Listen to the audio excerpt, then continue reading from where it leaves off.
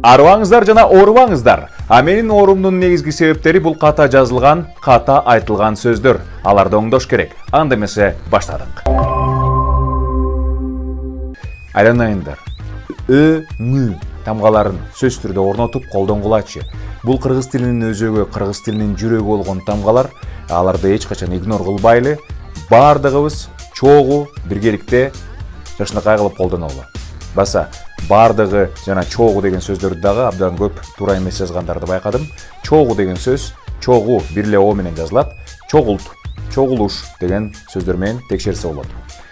Бардыгы, бары эки а менен жазылат. Ал эми бардыгы, бүт бардыгы, бардыгы бирдей дегенде бирле а жазылат. Ошону дагы эстей жүрөлү. Ал эми тескерисинче жентек дегенде жентек деп дагы айтышат.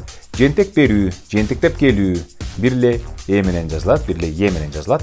Ал эми тескери жентек деген сөз бул жен деген сөздүн кыскартылган версиясы.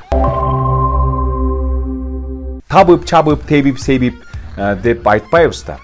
Эгерде этиштин уңгусу п же м менен аяктаса, ага ып мүчөсү кошулганда п м түшүп калат. Мисал үчүн чап, ча бып эмес чап, тап, та бып эмес тап, сеп, се бип эмес сеп.